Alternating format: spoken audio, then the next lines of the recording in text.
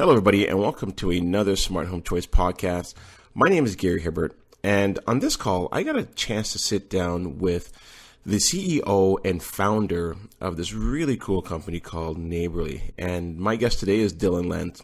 And the really cool thing about Neighbourly is what it did was it took the traditional way of screening tenants and put it on steroids. To really kind of give you a good understanding of what Dylan's created. I think the way that we used to screen tenants in the past and taking a look at just the FICO score and judging somebody just on that number just doesn't work. Or at least it's not the most effective way to screen tenants.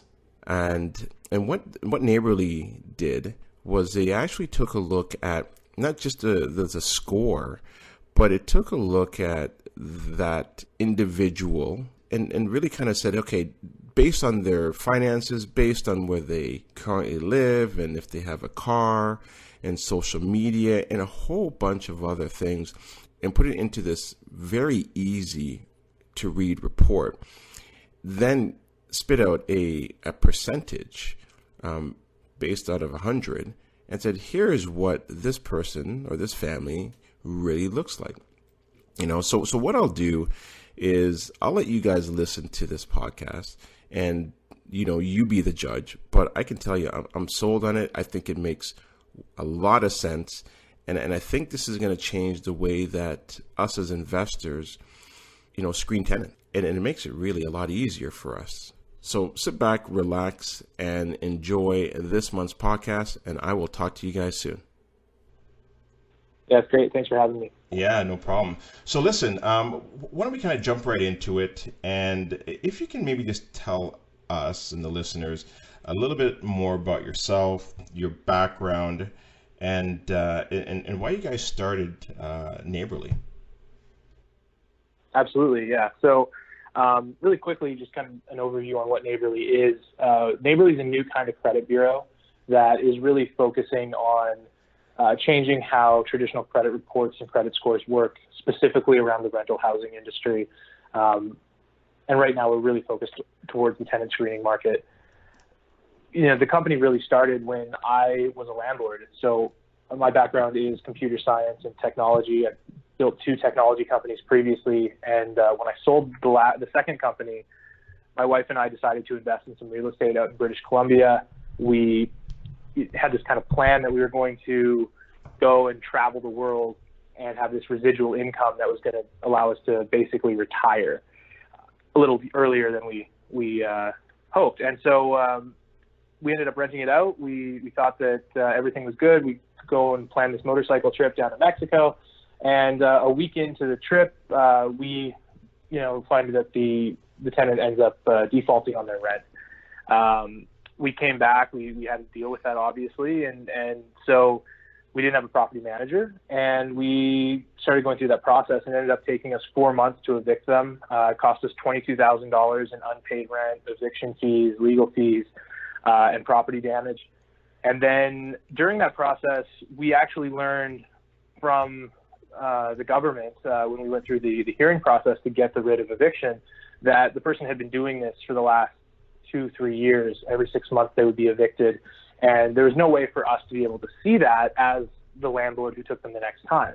And so we started reflecting back on our screening process. How did we choose that tenant, and what could we do differently the next time? And we talked to some property managers. We talked to my dad, who has been a property manager for 20 years, and they all had the exact same advice, which was, you pull credit, you call references, and then you just hope for the best. And me being like the computer science guy that I am, I was like, there's got to be a better way than this. There's got to be a database. There's got to be, all this stuff that just would make sense for us to be able to predict this thing out. And what we also realized was if we could look at maybe instead of 50 or 100 or 200 rental applications a year like a traditional property management firm, instead look at 250,000, could we start to see patterns that we weren't seeing in a traditional credit report or a reference check? And that's kind of exactly what happened. So that's kind of the founding story. We started the company 30 days after we handled the eviction. And we've been growing for the last 2.5 years now to about 650,000 rental properties across Canada and the United States that use our service. And, we're putting up 50% growth a month in terms of revenue numbers and new units under management. So we're growing quite rapidly right now. Wow, that's fast. That's huge. So 650,000, and is that right across North America, or is that Canada? Like, where's the application? Canada and the United States. Yeah, the U.S. Wow, that's amazing. Yeah, so we see a ton of saturation, southeastern United States, Georgia, Florida, Texas. We're seeing growth in the Northeast. We're seeing growth in California and on the West Coast, and then pretty much all the major landlords and property management firms use us across Canada, every province and territory. We have a couple of customers. So. Right. Yeah. So it's always kind of cool to kind of hear the story of why. Somebody starts a business, and it's usually out of frustration, it sounds like that's where you were, after it cost you $22,000, right? But if you can kind of maybe just walk us through Neighbourly and exactly why somebody would want to use Neighbourly, say, over the traditional, pulling a credit report through Equifax. Yeah. So the thing is that when you use Neighbourly, it's not like you're not getting an Equifax report. You would be getting it as well. But what we're really focusing on is picking up the slack that Equifax leaves, or TransUnion, or any of these other major credit bureaus. What they really do right now is, when you're looking at screening a tenant, most people are pulling that traditional Equifax report. They're looking at the FICO score, which is that 3-digit risk score on whether or not you have good or bad credit. And we fundamentally believe that that's broken. The idea behind Neighbourly is that traditional credit scores are really just looking at one data set, which is your static financial history, and they're going to look at 7 years financial history, and they're going to make a decision about you based on that. Meanwhile, the credit bureaus are really pushing the landlords to have to do all this additional work. So you're going to take that credit file, then you're going to make sense of it, then you're going to figure out if the reason that person has good or bad credit is relevant to your property, your market, and that's based on your knowledge base. Right. Then you're going to see this other side, then you're going to start doing all these other things. And these other things include calling references, looking at their income, employment, their identity documents. And what's really happening is you're becoming this underwriting department, like you would in an insurance company, but you're basically underwriting the risk yourself. And you're saying, will I make this bet, or will I not make this bet when it comes to the applicant? With Neighbourly, we give you more than that credit score. We're going to give you the actual risk of eviction, the risk of late rent, property damage, income and employment stability, pet liability, property damage. We do a financial analysis, a cash flow analysis on the applicant, where we can look at data points like where do they live, where do they work, the type of vehicle they drive, the cost of gas, how far they travel every day for work, and then we can reconstruct what they're going to pay for insurance, what they're going to pay for, their car loan, all that kind of stuff, and then see how the rent fits into it. So it's a very intelligent, thoughtful process that we find most landlords, when they're focused on running their business, are not able to become experts in. And you benefit from this knowledge base that's not just you and your market and your rental property, but all the rental markets and all the tenants that Neighbourly screens and selects, because we're using an artificial intelligence engine to make those predictions. So, and then on top of that, you get a credit report included. So it's really about automating that business process start to finish, rather than giving you a data set and then letting you do the rest. And we charge the exact same cost as a traditional credit report, so it's even better. Right. Now, that's the sales pitch. Right. Cool. It was a good sales pitch. And I mean, look, I've seen the report that Neighbourly produces, and it's great. Like, you can actually, you read it, it makes sense. And when I look at an Equifax report, like, I'm trying to understand it, and thank God that my wife's a mortgage agent, so she's able to read it obviously better than I can. But for the average landlord, it's got to be difficult to really kind of understand what's going on. And so a lot of times, and I think what you were saying earlier, at least you alluded to it, was that they just look at the number, and then they base their decision making on that number, and that's it. Yeah, and I mean, I think that they do. I think a lot of landlords do that. I think also a lot of landlords try to interpret the data, and there isn't that expertise, that knowledge base there. So we definitely try and make our application and our actual Neighbourly report more user-friendly, so you can actually see, you can understand it a lot better. But beyond that, the thing is that you have two issues too, which is that like that credit score is, again, the same credit score whether you're in Arkansas or Manhattan or downtown Toronto or like living in Nunavut. It's the same risk model. It doesn't matter if you're 28 or you're 48. It doesn't matter if you've lived in the country your entire life or you're a new immigrant. And it doesn't matter if you're, you know, going through a divorce or any of these other life events or starting a business, anything like that. And so when you have this blanket approach that's used for car loans and mortgages and rental properties, that's a problem, because when I go and rent a property, I'm not going and getting a car loan. I'm not asking you to give me 30 grand for a new Honda. I'm not asking you to lend me 300 grand on a house. I'm asking for a place to live. Everyone deserves a place to live. And so with that, it's really about suitability and that person's risk profile suiting the type of property they're going into. And the way that you mitigate that risk is a couple of different ways. It's like maybe the rent is too high, and that's the reason the person scores a bad score. So if they go to a lower cost property, they're going to have a better score. Maybe, you know, a person makes a really great income and their rent to income ratio is too low, and that person's likely to move out in 6 months. These are the types of things that Neighbourly considers that the credit score doesn't. And it's really about helping landlords understand their business and understand who they're renting to before they go and get into that relationship and have all of the legality issues of the tenancy board and, you know, a contractual business relationship with the tenant who's their customer. So it's really about the knowledge base. You know, and the other thing too, and we can talk a little bit about like how the product actually works, because I think that would give people context, is that, you know, it's also designed to be this seamless process in your system. It's not like this is taking 2 days to do it. It's not like it's, you know, this long drawn out process. Neighbourly actually just integrates directly into the landlord's rental application. So we give the landlord a digital rental application through our system. When they have a tenant that's ready to apply, instead of handing them that paper application form, they actually just either text message or invite by email the applicant to fill out a digital application, and the person would fill it out online. It's a very standard rental application for the most part. And then from that point on, we go and do all of our analysis. And then about 15 minutes after the application is submitted, the landlord gets the results. And with that, they get the identity.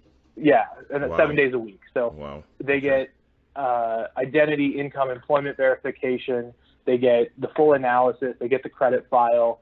And then, I mean, then there's like a side benefit, which is that as the applicant's filling out the application, our system has live chat. We have 24-hour support agents that are actually like responding to applicants' questions. So if they don't know how to like fill out a part of the application form, you know, our team supports that. We support it in multiple languages. You know, we're adding multilingual beyond French and English in the next couple of weeks. So if somebody, you know, is a Mandarin speaker or, you know, Cantonese or, you know, Hindi, and they don't fully understand English, or they're, you know, it's a second language, they can actually just translate the application into the other language and then fill it out, and then we can, you know, make sure that that process is easier for them. And so we really want to focus on the user experience from the tenant, getting the best possible data from them, and then being able to analyze that data for the landlord in an efficient manner. And, you know, and then again, doing it in a comparable structure to what they're currently paying for a credit report, which is, in my opinion, really drastically overpriced for what you get. You're paying $30 for effectively what comes down to a Google search in their database. Here's the data on this person, and give me $30 for it. Right. So 24-hour support, though, that's huge. Like that's really good to have that. You know, especially when, you know, when you're trying to get your home filled, right? And being able to do that in the weekend or whenever. So that's actually really. And have you always kind of had the 24-hour support? Like, when did you guys get that implemented? So 24-hour support for live chat. It's 8 a.m. to 8 p.m. for phone support, and that's 7 days a week. And the reason for that is basically like, you know, we can do the live chat, you know, fairly quickly. But the thing is, like, on the weekends, on Saturdays is when most people come and do showings. Right. So if you're using a tenant screening company or a background check company and they're closed on the weekends, you're not going to be able to make a decision until Monday. Well, the best tenants are looking at 4, 5, 6 places. And if you want to be able to like do your due diligence and then also capture the best applicant, you need to be able to make a decision quickly for them. And so that was really important. Turnaround time was incredibly important to a lot of our customers who need that instant decisioning process. And so that was a huge competitive advantage for us. And we've seen a lot of, appreciation from our customer base from it. Right. For it. Sorry. Now, the report that you guys produce, how big of a report is that? Like, is it a 2-page report, 1-page report? So, I mean, it varies depending on how much data we find on the applicant, but it's about 7-8 pages. And, the first page, and again, anyone who's interested, they can go to neighborly.com, Naborly.com, and they can download a sample report. But the first page is really the core analysis. They're going to see the primary analysis around, identity verification, employment income, the tenancy outcomes, which is like risk of late rent, property damage, eviction, the financial analysis. And it's really designed to be glanceable. It gives you a summary of the key risks. And then the next, part of the application is really just the data set that we use to analyze. So if you disagree with our score, you can actually look at all the data and you can actually make a decision, and you can be like, oh, well, I disagree with Neighbourly on this, or this is not an issue for me. They flagged it, but we don't have a problem with the person having 8 cats or something. That's a really simple version of a problem somebody would have. But, you guys can actually see the data. So you get the next page is like your rental history. We verify their previous addresses. If there's any landlord notes that we have, we'll include those. We do a small claims court record search, national, international eviction records. And then we have our own system called Open Door, which has about 12 million rental histories in it now. Which is basically through data partners that we've purchased data from on tenant histories. Criminal background check, if you choose, you can opt in for that. So that's an optional page. And we go down to the county level in the U.S., and then we use CPIC across Canada. External data analysis, so we actually pull in social media data for the applicant. We're able to find them on LinkedIn, Facebook, show those account links to you so you can actually go and look at them. And then we also give you our interpretation of some of that stuff. So we'll actually have a system and an analyst who will actually look through and see if there's any misrepresentation. The person said they didn't have dogs. We see that there are dogs. Here's the link to it. You can make a decision for yourself. And that's, an area that we're exploring and we're getting a lot better with as time goes on. It's a new pioneering field using social credit. And, we're kind of at the forefront of that right now. So we're one of the leading companies in using that to score people for risk analysis. You get the credit summary, so you get the full Equifax report. We just made it look really nice and make it easy to read for most people.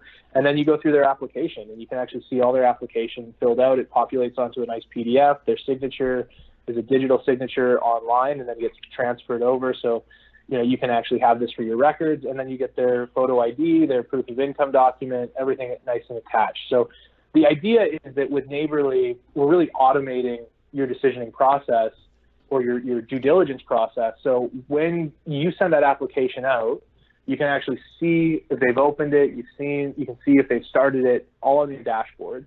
And then once they submit it, we do the screening in 15 minutes, and you can actually just view the report, say yes or no to the applicant, and you're good to go without having to, send 6 or 7 emails back and forth. Is this proof of income document okay? Is this identity document okay?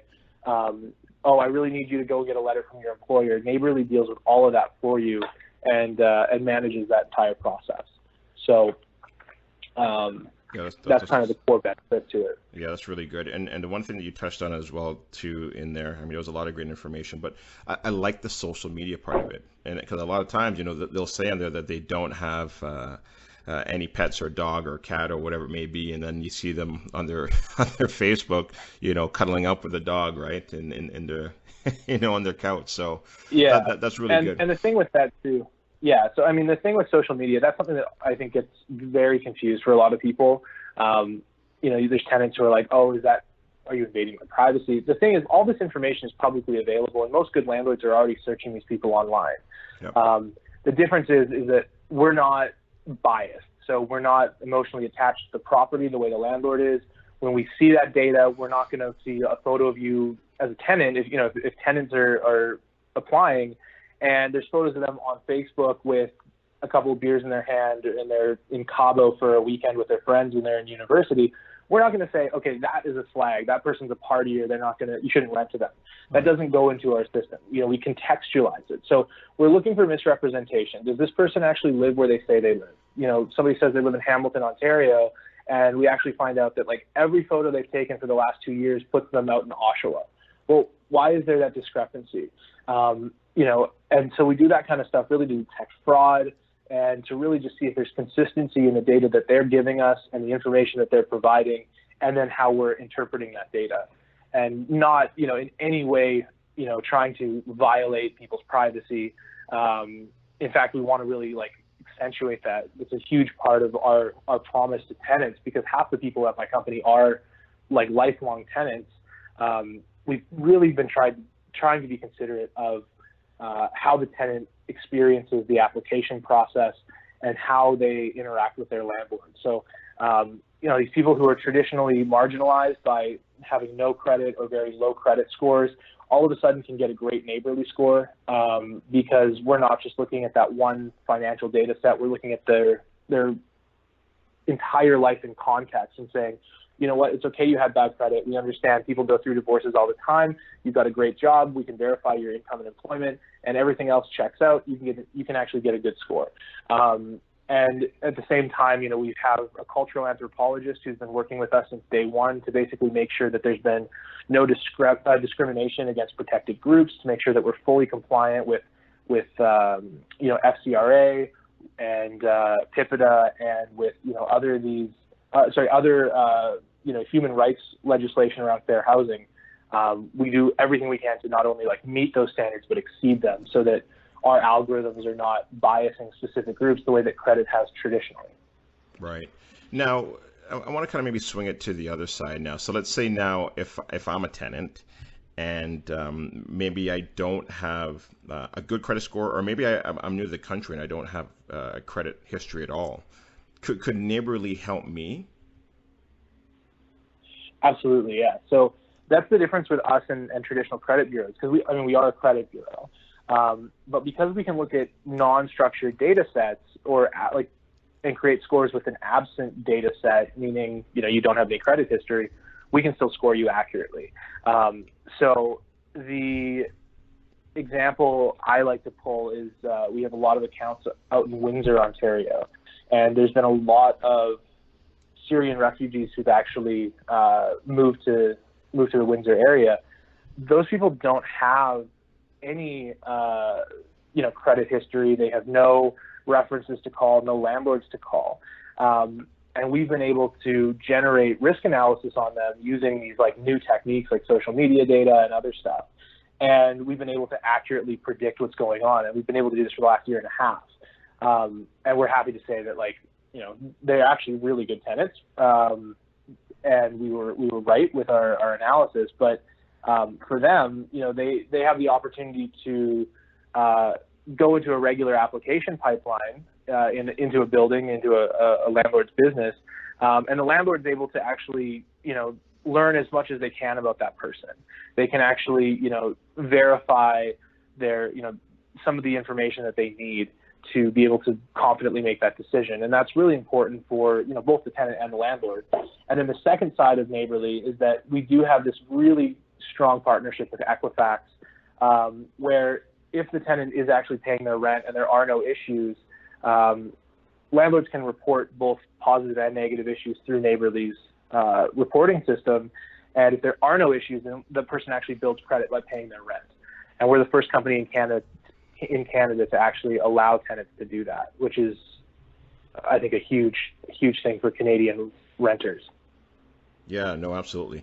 And the thing right now too, and the reason why I kind of brought that question up, so my son's 20, so his friends are around the same age as well, and they're kind of coming to me and asking, hey, you're an agent, can you help us find a rental property? And I know at that age it's difficult sometimes for them because they don't have a credit score yet, right? They may not have gotten any credit cards. So this would be really good for them just to kind of go in, get their Neighbourly score, and produce that to a landlord. Absolutely, yeah. We see that all the time, especially with people in university cities and university towns where the portfolio of the landlord includes student housing. All of a sudden, students are building credit by paying their rent during that period of time. We know a lot of landlords are actually hesitant to pull credit on students. They're like, these guys don't have any credit. I know they're not going to. And they're actually more concerned about the financial status of the co-signer or their parents. But we're able to say, screen both of them. And if that student turns out to be a great tenant, you can actually help them build their credit by using Neighbourly. On the flip side of it, it takes away a lot of the bias I think a lot of landlords have around younger renters, when we can actually say, this tenant is actually a low risk of property damage. You hear the horror stories of like the guys who have a kegger or whatever, they're university age students and they're, drinking and whatever, and they're going to ruin your house. And that's the fear. But we've actually disproven that. We actually have found that the rates of those incidents, it's a little bit higher. They obviously have more parties, but the actual property damage issues that we expect to see in that age group are not as high as any other age group. People in their late 20s, people in their mid 30s, it's about equal in terms of property damage. So I think that's another important part about Neighbourly, is that sometimes you kind of build these biases up as a landlord based on these word of mouth, old landlord tales about good and bad tenants. Like my dad used to have tons of them, which is like, you don't rent to somebody who leaves their shoes on when they come in the property. They're going to ruin the carpet. They're going to and they're going to not treat the property well. They show up late to the property. They're going to end up being late on their rent. Right. And there's all these things that, you kind of have these rules of thumb that say this person's good or this person's bad to rent to. And sometimes you need to really reassess those, especially when you're dealing with groups of people that are, different than you, whether it's age group or, cultural background or, just the industry that they work in. You kind of have to start to appreciate and understand, what? People who are 25 now are always 10 minutes late. If I didn't rent to 25-year-olds, I'd have no business. So I need to just, I'm going to trust Neighbourly on this. I'm not going to worry about these little things. And, with that, we've seen 89% reduction in eviction rates. We've seen about a 73% reduction in late rent payments by tenants chosen with our system. And then, there's another thing we can even talk about too, which is the length of tenancy score, which is we're the only company right now that can actually predict the length of tenancy for landlords. And with that score in Ontario, with the new rent controls, we're actually able to help landlords model out what their decision-making process should look like. Do you want tenants that are going to be short-term, or do you want them to be long-term? Because a lot of times people have been historically looking for long-term tenants, but now that they can't raise the rates, and because the actual rent rates have gone up so dramatically, raising at 1.8% of the cap limit is actually, an issue. And so we can help some of these larger scale landlords, especially, focus on their net operating income, increasing that, which, really increases the resale value of rental properties. So giving them control of the length of tenancy as a variable in their business model, is actually really compelling, especially with the new legislation. Right. I know when I first started investing in real estate and just really trying to do the screening and understand this credit score, it was really difficult in the beginning. So this definitely seems to, help landlords in this situation. And I know before, I was so focused on, okay, they got to have a credit score of 650 or 700 and higher. And I found, though, was that, they would be there for a year and then they'd leave. And then once I got better at the screening process and, my wife became a mortgage agent, and really taking a look at not just a number, but their whole entire story. Yeah, we were then starting to take a look at people who had lower credit score, but we were understanding their story, if they had a car, where they were working. And then we ended up having tenants that were staying for longer and they were looking after the property. So it sounds like that's what Neighbourly is kind of doing in the background, which I think is really cool.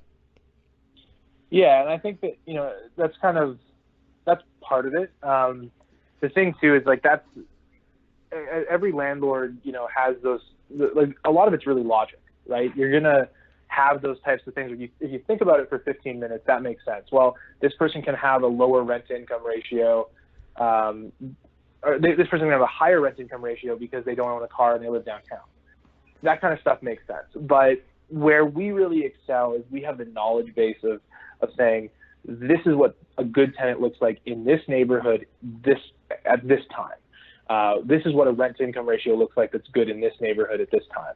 And, it's not biased on just a blanket analysis. It's really, individualized. What you're saying there really quickly with the people who have a 650 or higher is the only person you want to rent to, having those types of rules can actually be a problem. And, with myself, that's actually a great example.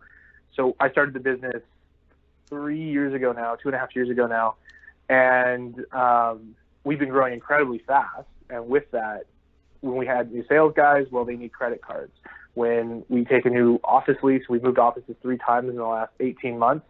Every time we do that, I get a credit pull because I'm the primary at the company still and the largest shareholder. And so with that, I have had 17 credit inquiries in the last 2 years, which is insane. So my credit score went from like an 823 to a 695 over the last 18 months.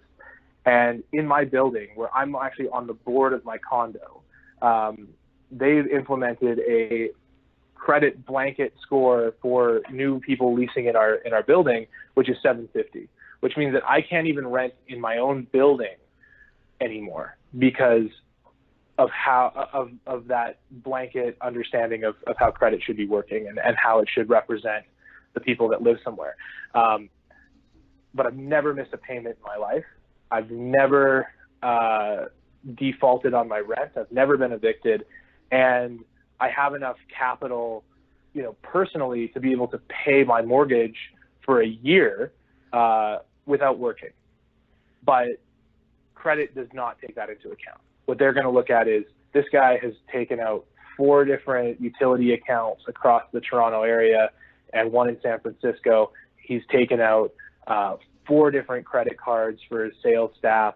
And, he's been moving around and he's had 3 tenant inquiries for the last 3 buildings that he's rented. So supposedly that makes me a high risk. But meanwhile, I'm actually a great person to lend money to in terms of like the banks. I've never had an issue with them and I have good cash flow. So you have to really, understand how that fits into the larger picture. And that's where most credit bureaus fall short, is there's no intelligence. It's just data. And we want to be, the intelligent tenant screening company. And that's what we do. So. Right. No, that's a good story. And, just to add to that as well, too, I know when we first started as well, we were doing rent to own. And with rent to own, we're helping families who have good incomes. They've got a down payment, but they don't have the best credit. And a lot of times, the bank is judging everything just off of that one particular score. But they're not looking at the overall or the bigger picture. And sometimes it's just a blip. They went through a divorce or whatever it may be.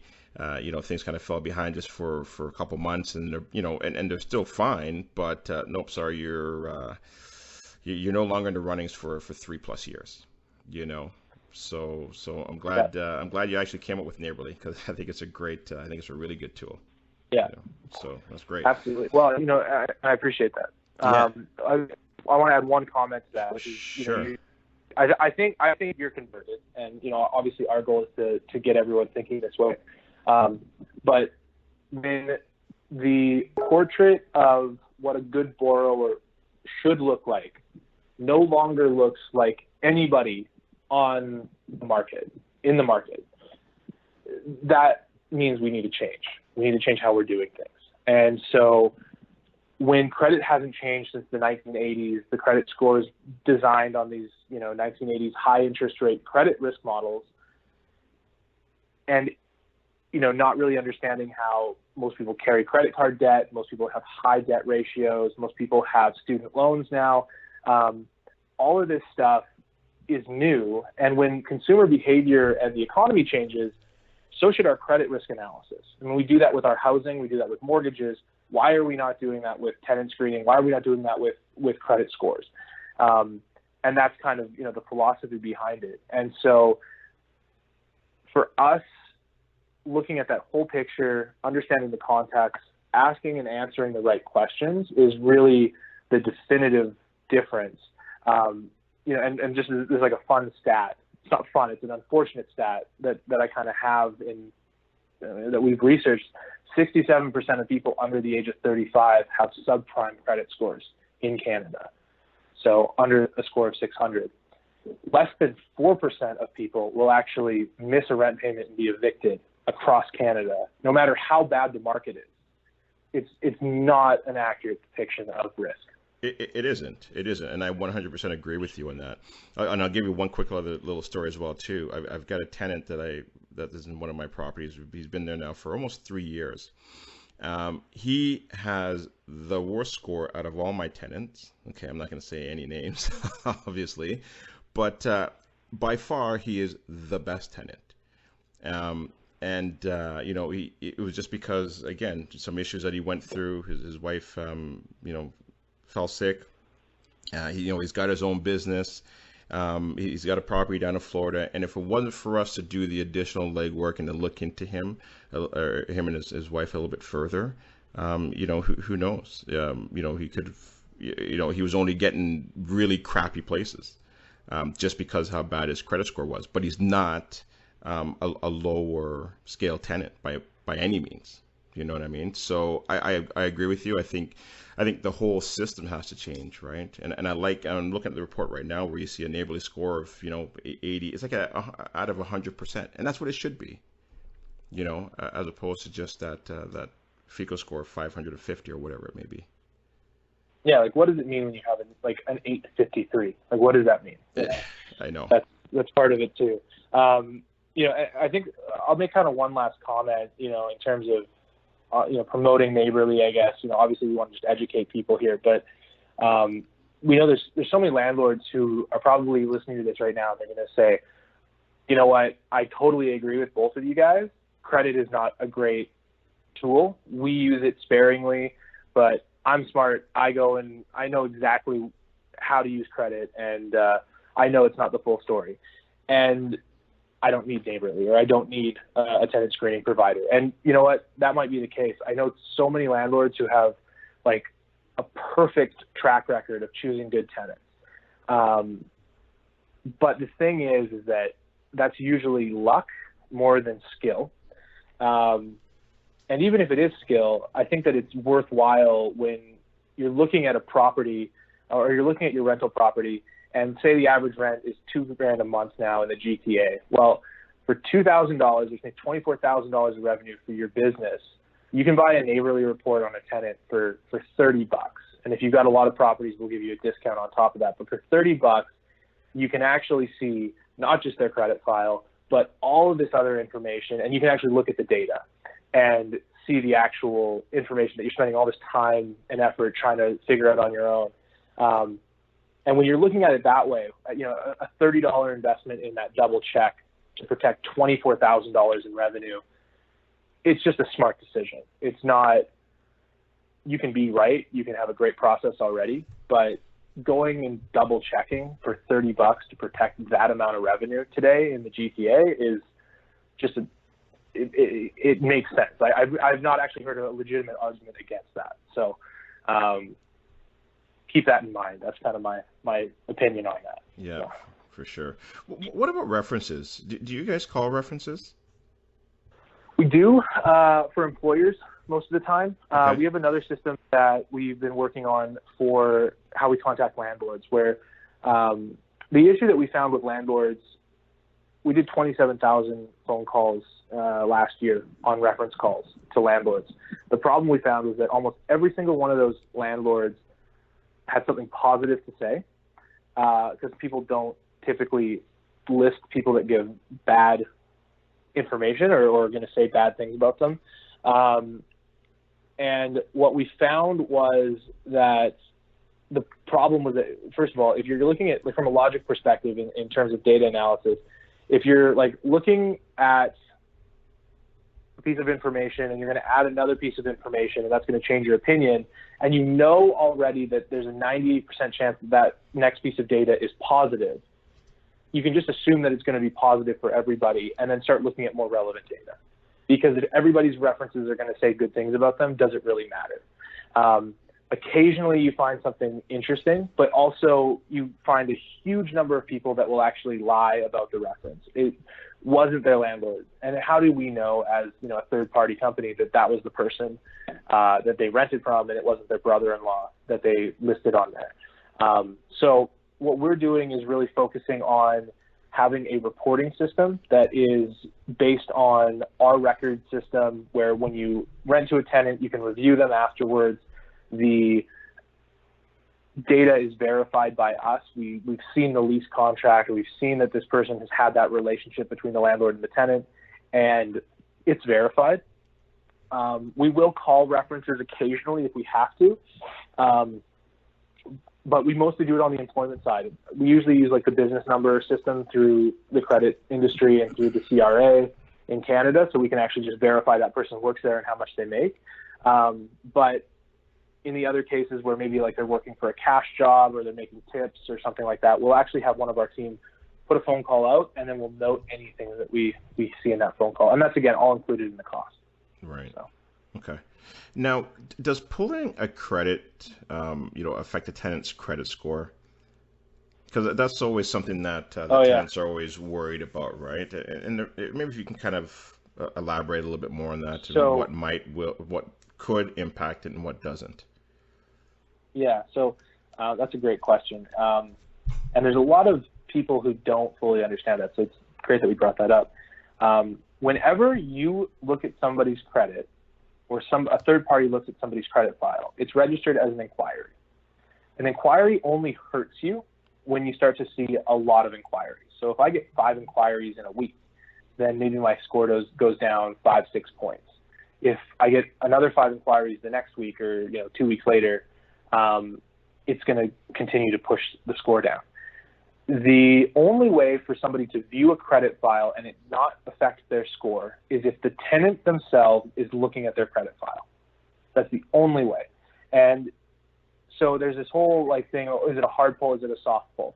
Well, the only way for it to be a soft pull is that the tenant pulls it themselves. And the problem with that in the tenant screening industry is that when the tenant pulls them themselves, and then they go and send you an email with their credit score, how do you know that they haven't doctored it? We saw that, when we first started out, where people would Photoshop the date change, they would, change the number. A couple of times, we had the landlord who actually said, okay, well, they gave me their credit report, but I want to actually pull it. And this actually happens to us daily, but I want to still see. And they give us the credit score, and it says they have a 790. And then we pull their credit, and it says they have a 580. So there's no chain of evidence. There's no guarantee that that's their actual score. And the only way you get a soft pull is if you're actually pulling it yourself, which means that you're going to have a security issue with it. You're going to not necessarily be sure that that's the right number. So when Neighbourly pulls credit, we actually have what's called a tenancy-related pull. So unlike a loan or a lender or a credit card, which is going to be registered as a credit-related pull, we're going to list it as a tenancy-related pull, and that it doesn't affect your score the same way. It will affect your score if you do 3 tenancy-related pulls in a week, and then you go and do 3 credit card applications, and then you go and do 3 mortgage applications. You're going to start to see a problem there. But just having 1, it doesn't affect your credit score. And if it does, it's because there's something else going on there that flags that as a risk. So just so that I understand then, I set up, I'm using Neighbourly because I send my new potential tenant the application through Neighbourly. That is now pulled as a tenant pull, or they're pulling it themselves. Is that correct? So no. So it would be considered a tenancy-related pull. So it registers as though they're getting their credit pulled for a rental property, which is different than getting your credit pulled for a car loan. Got it. So there's a difference there. Okay. So it registers different. So the next time a lender goes and looks at their thing, they're not going to see it as oh, this guy had 4 inquiries over the last 3 years, and 2 of them are from this company called Neighbourly. It's going to be this. They rented an apartment. This is related to this rental apartment. So it doesn't affect their score. If it does, and this is the other thing too, is that if it does, it's going to drop their score by 2 points, and then it's going to recover in 5 days. literally that fast. So the whole argument that like I don't want, like for tenants, we hear this all the time. I don't want you to pull my credit. I want to pull my credit because I don't want it to get hurt. Honestly, majority of the time we actually see that because they want to be fraudulent with their credit file. Right. And we actually have an FAQ section on our site where tenants ask that. They can actually just go and read about the differences. And it usually just comes down to an education thing. If they don't understand how credit scores work, they've heard that. It's been like this wives' tale. Every time you get your credit pulled, it hurts your credit. That's not exactly the case. Yeah, so, and you're right. But yeah, the old... Sorry, go ahead. Sorry, go ahead. I was just going to say... Go ahead. You go. There you go. Well, what I was going to say, it does come down to an education. And it's what the mind-blowing thing is about it is that I don't know why they don't teach this stuff in school. Like, it's such an important piece. Oh. And I mean, obviously, this could be another topic for another podcast altogether, but this should be taught in schools. I remember many times growing up. I mean, the only reason I've been good with money, I think, is because my parents were really bad with money and then really got interested in investing when I was like 11, 12. And we would go on vacation to Disney World, and on the road trip, they would listen to like Rich Dad, Poor Dad tapes. And that's how like I have any common sense with money. But my wife, her parents never really spent a lot of time talking about it. And we've had to really like, I've had to work with her on a number of different things just so that like her and I have the same, education level around like, this is how credit scores work. This is how financial planning works. This is how, they get you. And, these little nickel and dime charges add up. And if you look at them over the course of a year, that's an extra $1,000, $1,200, which is the balance of your credit card. And you would be debt free if you didn't actually, do these little things, right? And I actually completely agree that like financial education should be taught, from like the age of like 11, 12 for like three years as a course in high school. And I think that, you could, and again, this is just my opinion, but I think that you could potentially tie that into, math, like actually make accounting part of the math program in schools, because a lot of the stuff that people don't understand is because you're taught math in school, but you're not actually taught the relevant connection to how that actually impacts you in real life. And I actually say this about myself. Like, if you put a dollar sign in front of the number, I can remember any number. I can do insane math problems. You give me like trigonometry, and I have no clue what I'm doing. Right. And I think a lot of people are the exact same way, right? And this is kind of like a little bit of a joke, but I don't know if you ever like.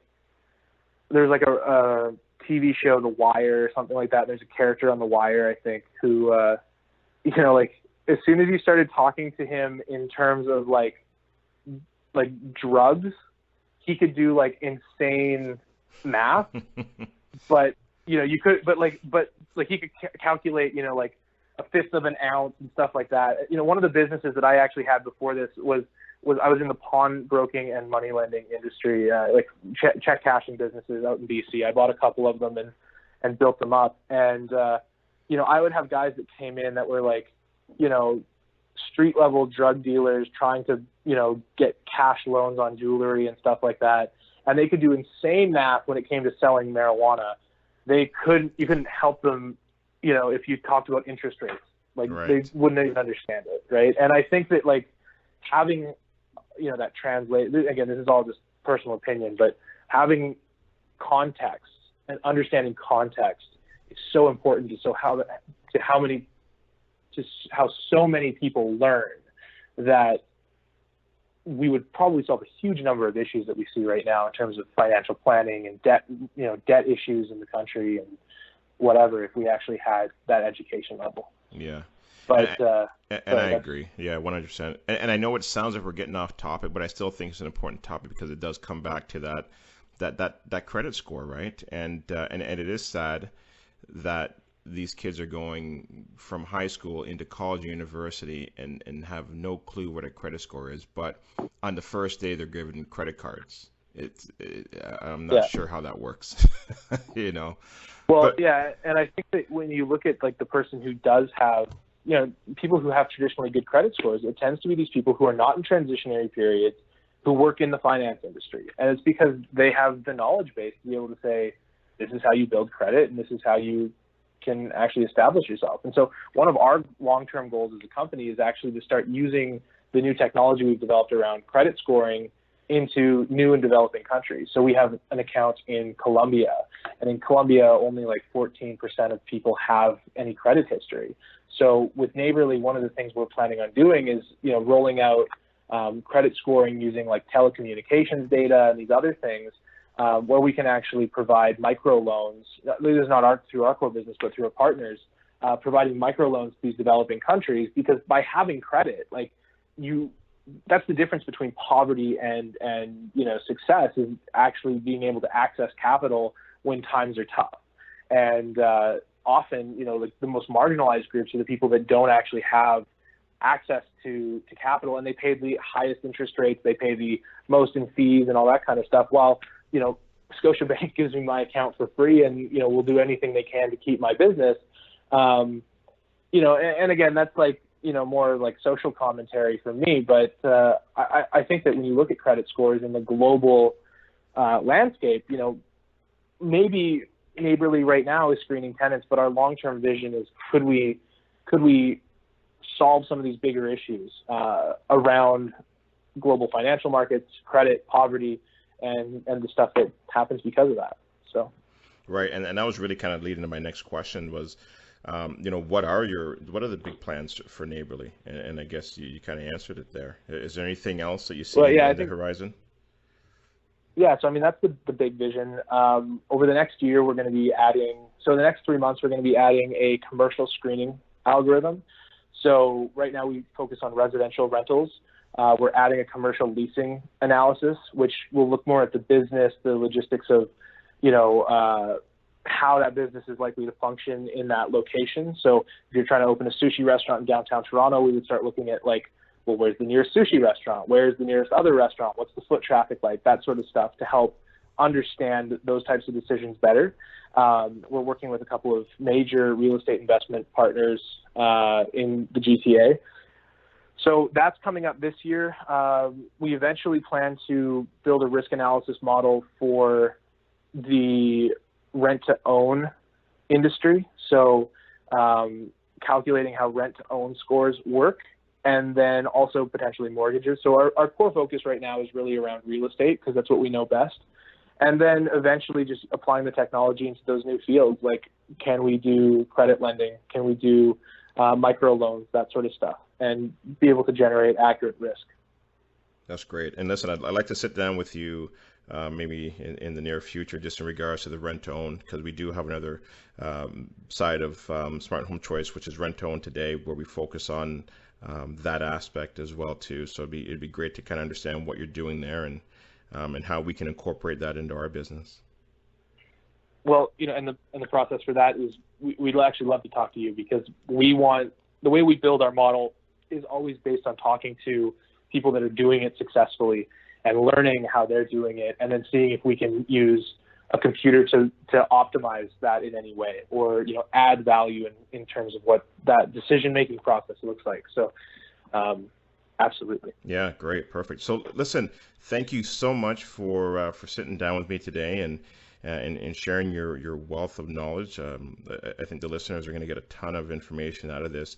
But before we wrap it up, and this is probably the big question that everybody wants to know, is what are the costs to use Neighbourly?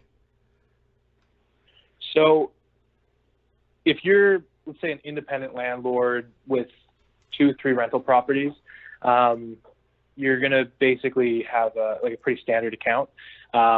So we have an annual membership fee, which basically covers the credentialing costs of making sure that we can share credit data with you.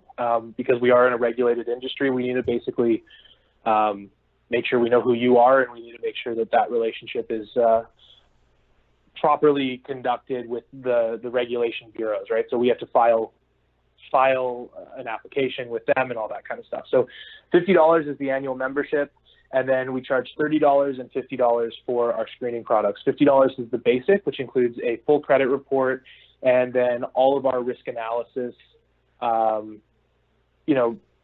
things on top of that. So the full screening, the identity, income, employment verification, $30. And then $50 for the pro version, which includes a criminal record check as well. And as the business grows, like if you have 50, 100 rental properties, the pricing obviously comes down, and we're able to do more volume-based discounting based on how much business we're going to do together, that sort of thing. All right, perfect. And last but not least, how can listeners learn more about you, and if they want to sign up or if they want to contact you or somebody from your team? Yeah, so if you go to Neighbourly.com, Naborly.com, you can read more about us. You can see some of the technology we've developed. You can look at our application. There's a short video, 4-minute video that explains basically everything start to finish. And if you're interested in signing up, you can literally sign up on the website. It's a pretty instantaneous process. If you go and get a traditional credit bureau account, like with TransUnion or Equifax, it's usually a couple of weeks to be able to even get signed up. With Neighbourly, you can do it in about 15, 20 minutes. And, that's like the best way to do it. And then along the way, there's, our FAQ section if you have any questions. Otherwise, you can call into our support team. And like I said, 8 a.m. to 8 p.m., 7 days a week. There's going to be somebody here in the Toronto or our San Francisco offices to actually have a conversation with you. So, all right, perfect. That's the best way. All right, perfect. Dylan, listen, thank you so much again. Truly appreciate it. Great information. We'll talk again soon. All right. Thanks for having me. All right. No problem. Thank you. Take care. Thank you all so much for joining this month's podcast. I hope you guys really enjoyed the content. Don't forget to check out smarthomechoice.ca to learn more about real estate investing and how we can help.